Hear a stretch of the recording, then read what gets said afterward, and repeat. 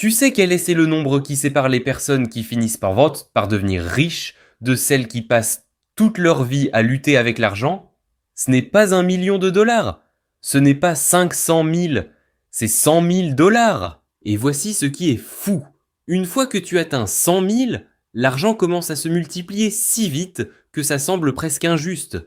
Mais arriver à ces premiers 100 000, c'est comme pousser un rocher géant en haut d'une colline pendant des années en te demandant si ça va jamais en valoir la peine. Voici la vérité que personne ne te dit. Tes premiers 100 000 sont plus difficiles que tes 900 000 suivants combinés. Pas parce que tu as besoin de travailler plus dur ou d'être plus intelligent, mais parce que les mathématiques de l'intérêt composé ne fonctionnent littéralement pas en ta faveur jusqu'à ce que tu franchisses ce seuil. Et la plupart des gens abandonnent juste avant que la magie ne commence à se produire. Je m'appelle Gabriel et je passe trop de temps à penser à comment les gens peuvent briser le cycle de vivre de paix en paix. Si tu veux comprendre exactement comment arriver à 100 000 plus vite que tu ne le pensais possible, abonne-toi et like cette vidéo. Maintenant, avant d'entrer dans la stratégie exacte, laisse-moi te montrer pourquoi 100 000 est si important avec quelques chiffres qui vont probablement te faire exploser l'esprit. Disons que tu commences à investir 1 000 dollars par mois en gagnant 8% par an. Pour arriver à tes premiers 100 000, ça te prend environ 6 ans et demi.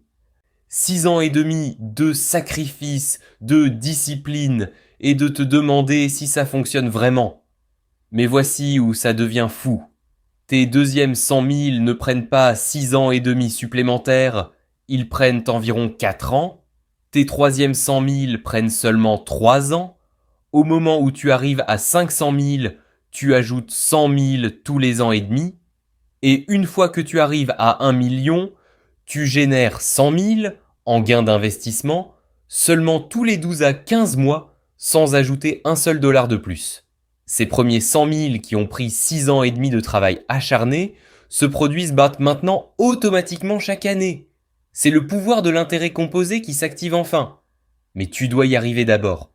Et c'est là que la plupart des gens échouent. Pas parce qu'ils ne peuvent pas le faire, mais parce qu'ils n'ont pas de plan clair et se découragent trop tôt. Alors parlons de comment tu arrives vraiment à 100 000 le plus rapidement possible sans gagner un salaire à 6 chiffres ou hériter d'argent d'une tante riche. La première chose que tu dois comprendre est qu'épargner 100 000 ne consiste pas à trouver l'investissement parfait ou une astuce secrète que seuls les riches connaissent. Il s'agit de mathématiques simples. Tu dois maximiser 3 choses. Combien tu gagnes, combien tu épargnes de ce que tu gagnes, et combien de temps tu donnes à cet argent pour croître. La plupart des gens se concentrent obsessionnellement sur la troisième partie, trouver les meilleurs investissements, tout en ignorant complètement les 2 premières parties qui importent en réalité plus. Voici la vérité brutale. Si tu gagnes 40 000 par an et épargnes 10%, ça te prendra des décennies pour arriver à 100 000 même avec des retours d'investissement solides. Mais si tu augmentes tes revenus à 60 000 et augmentes ton taux d'épargne à 30%, soudain tu épargnes 18 000 par an au lieu de 4 000. À ce rythme, tu pourrais arriver à 100 000 en environ 6 ans, même sans aucun retour d'investissement du tout. Avec des retours d'investissement décents, tu pourrais y être en 4 ou 5 ans. C'est la différence entre y arriver quand tu as 50 ans versus y arriver quand tu as 30 ans. Alors commençons par le revenu, parce que franchement, la plupart des gens sont dramatiquement sous-payés et ne le savent même pas. La façon la plus rapide d'augmenter combien tu épargnes est d'augmenter combien tu gagnes, et tu as plus de contrôle là-dessus que tu ne le penses probablement. Voici ce que la plupart des gens font mal. Ils obtiennent un emploi, acceptent le salaire qu'on leur offre, et restent ensuite là pendant des années en attendant de petites augmentations de 2 ou 3% qui suivent à peine le rythme de l'inflation. Pendant ce temps, le marché paie 20 ou 30% de plus pour les mêmes compétences, mais il ne le découvre jamais parce qu'il ne regarde jamais. Voici ce que tu dois faire à la place. Premièrement, découvre exactement ce que le marché paie pour ton travail en ce moment. Pas ce qu'il payait il y a 3 ans quand tu as obtenu ton emploi. Ce qu'il paie aujourd'hui. Va sur des sites web de salaire, parle à des recruteurs, passe des entretiens pour d'autres emplois, même si tu ne prévois pas de les prendre, tu as besoin de données réelles sur ta valeur marchande.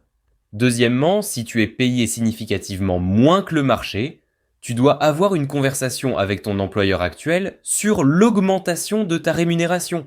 Et je ne parle pas d'une conversation timide où tu insinues que tu aimerais gagner plus, je parle d'une conversation directe où tu présentes des données sur les taux du marché et articules clairement pourquoi ta rémunération devrait être ajustée. Troisièmement, et c'est crucial, tu dois être prêt à changer d'emploi si ton employeur actuel ne te valorisera pas correctement. Les données sont super claires là-dessus.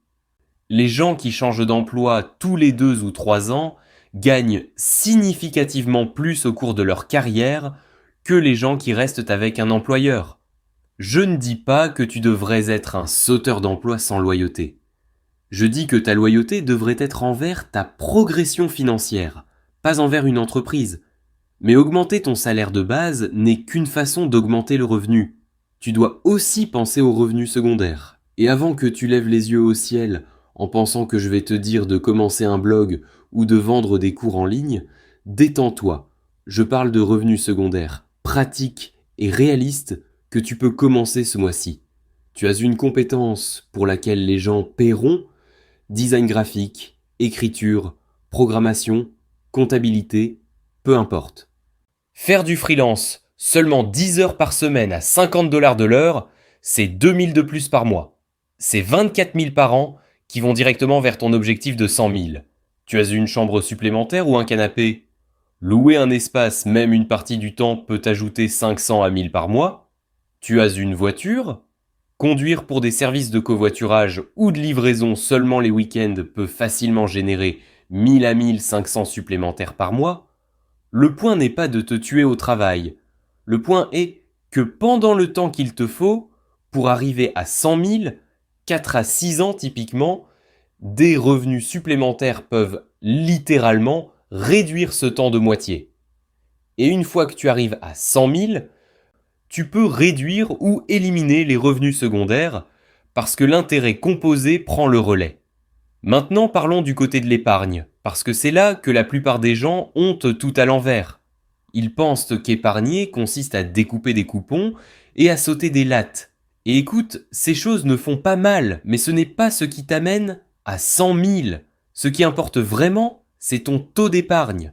Quel pourcentage de ton revenu tu mets de côté versus tu dépenses.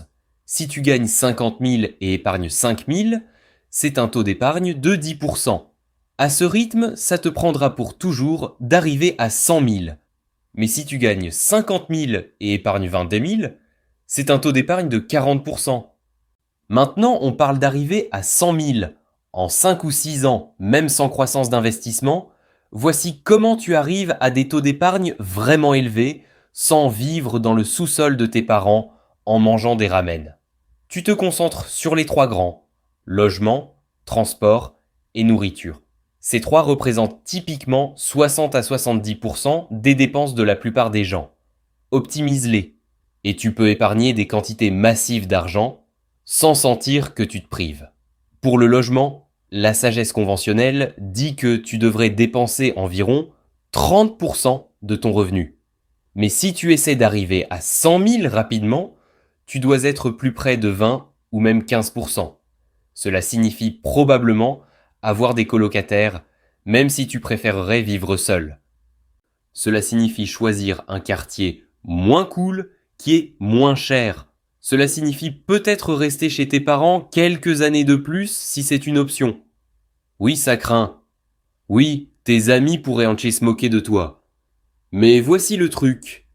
Si tu peux réduire ton loyer de 1 000 $ par mois pendant 5 ans, c'est 60 000 $ de plus vers ton objectif de 100 000. 60 000 pour un peu d'inconfort temporaire. Pour le transport, la plupart des gens dépensent trop ici sans même s'en rendre compte. Entre les paiements de voiture, l'assurance, le gaz et l'entretien, le transport mange facilement 500 à 1 000 $ par mois. Voici comment tu le réduis drastiquement. 1. Conduis la voiture la moins chère et la plus fiable que tu peux trouver. Pas de paiement de voiture. Pas de location. achète une Honda ou Toyota d'occasion, avec beaucoup de kilométrage, mais un bon historique d'entretien pour 5 à 10 000 en espèces. 2. Si tu vis dans une ville avec un bon transport en commun, sérieusement, considère ne pas avoir de voiture du tout. Un abonnement de transport en commun, plus les services de covoiturage occasionnel coûtent encore moins qu'une voiture. 3. Si tu dois avoir une voiture, combine tes trajets autant que possible. Chaque gallon d'essence que tu économises est de l'argent vers 100 000. Pour la nourriture, c'est là que les gens gaspillent des quantités folles d'argent sans même s'en rendre compte. La personne moyenne dépense plus de 300 $ par mois en restaurant et plats à emporter. Si tu gagnes 50 000 par an, c'est 7% de ton revenu brut qui va à la nourriture que tu aurais pu préparer pour un quart du prix. Voici comment tu optimises la nourriture. 1.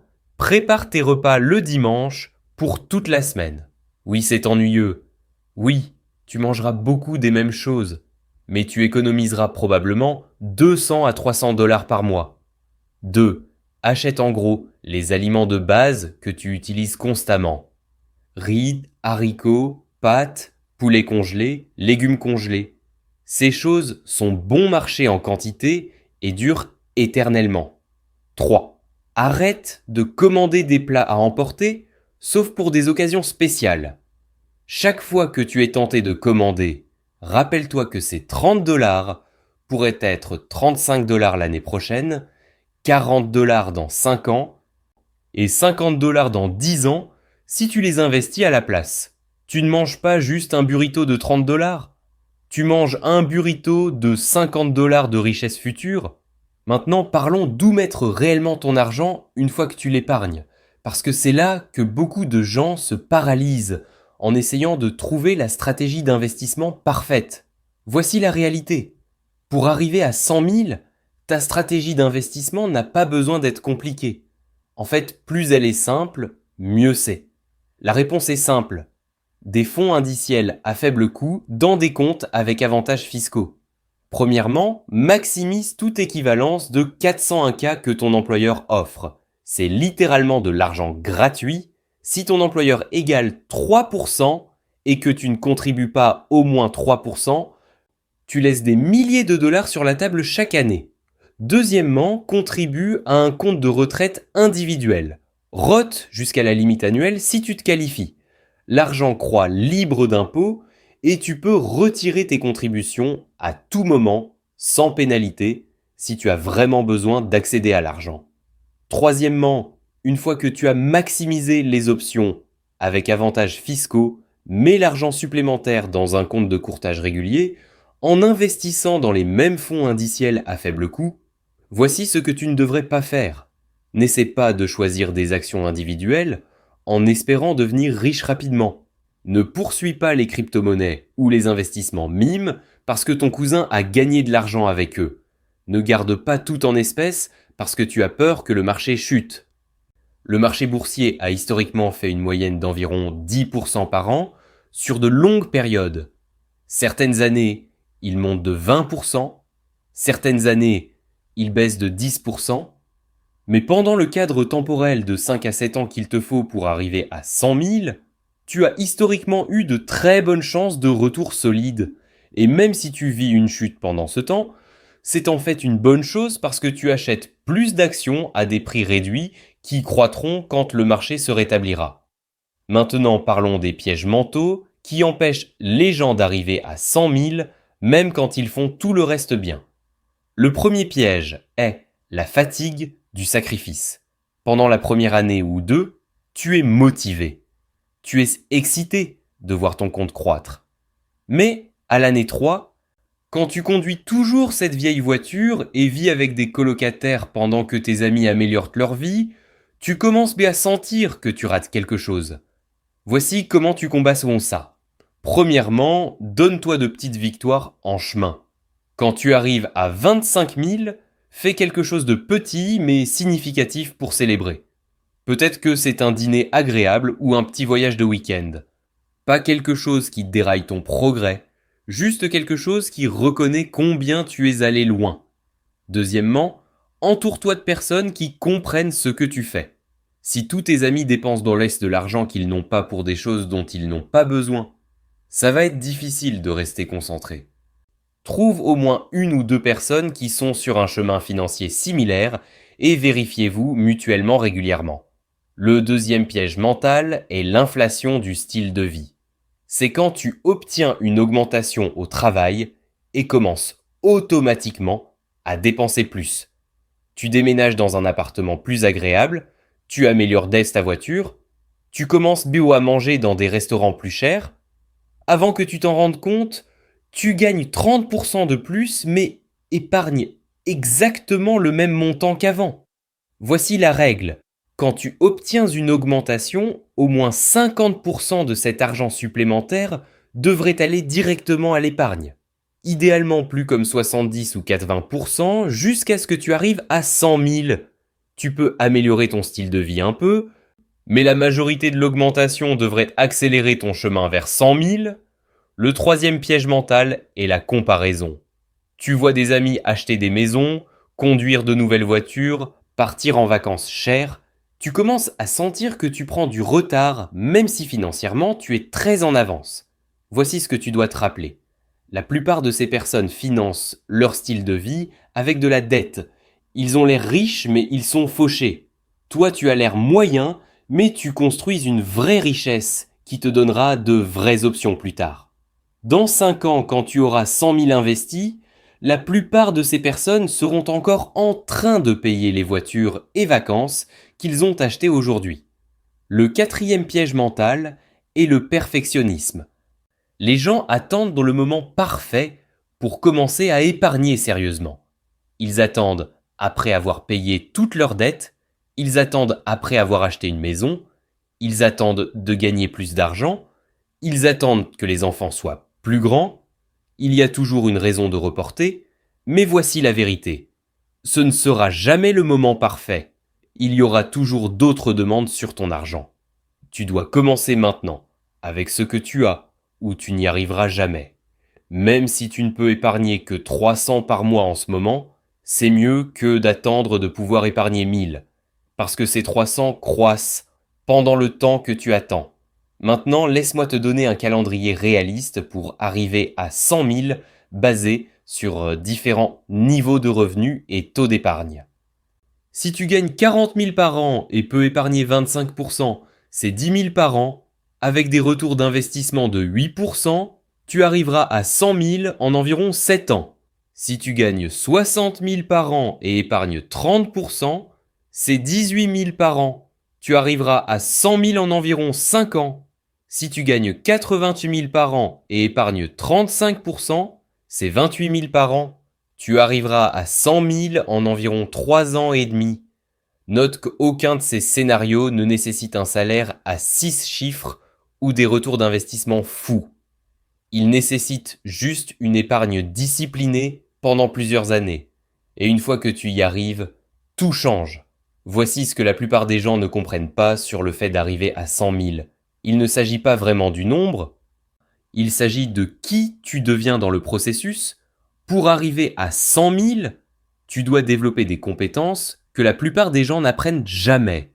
Tu dois apprendre à retarder la gratification pendant des années. Tu dois apprendre à dire non aux choses que tu veux pour pouvoir dire oui aux choses qui comptent. Tu dois apprendre à penser à long terme dans un monde obsédé par les résultats instantanés. Tu dois apprendre à être discipliné même quand personne ne regarde. Ces compétences, ce sont elles qui séparent les personnes qui construisent une vraie richesse de celles qui en parlent seulement. Et une fois que tu les as développées, tu les appliques à tout le reste dans ta vie. Ta carrière décolle parce que tu as la discipline pour maîtriser des compétences difficiles. Tes relations s'améliorent parce que tu as la patience de travailler sur les problèmes. Ta santé s'améliore parce que tu peux maintenir des habitudes à long terme. Arriver à 100 000 n'est pas seulement un jalon financier, c'est un événement transformateur complet de vie. Alors voici ton plan d'action pour commencer aujourd'hui. 1. Calcule ton taux d'épargne actuel. Divise combien tu as épargné l'année dernière par ton revenu brut. 2. Identifie une façon d'augmenter tes revenus dans les 6 prochains mois. Peut-être que c'est négocier une augmentation, changer d'emploi ou commencer un revenu secondaire. 3. Réduis les 3 grands, logement, transport, nourriture. Trouve des façons de réduire ceci sans rendre ta vie misérable. 4. Automatise tes investissements. Configure des transferts automatiques pour que l'argent aille vers les investissements avant que tu aies la chance de le dépenser. 5. Révise ton progrès mensuellement, mais pas obsessionnellement. Tu veux rester conscient, sans devenir fou pour chaque fluctuation du marché. Et 6. Rappelle-toi pourquoi tu fais ça. Il ne s'agit pas de privation, il s'agit d'acheter ta liberté future. Les premiers 100 000 sont brutaux. Je ne vais pas mentir à ce sujet. Mais ils sont le ticket d'entrée à un niveau complètement différent de vie financière. Une fois que tu les as, l'argent commence à travailler pour toi au lieu de toi travailler pour l'argent. Et c'est là que tout change. Si cette vidéo t'a donné de la clarté sur comment arriver à 100 000, like et abonne-toi. As-tu déjà remarqué dis-moi dans les commentaires combien tu as épargné jusqu'à maintenant manière ou d'une autre et quel est ton plus grand défi stressé par On se l'argent voit dans la prochaine. que les couples où un seul travail.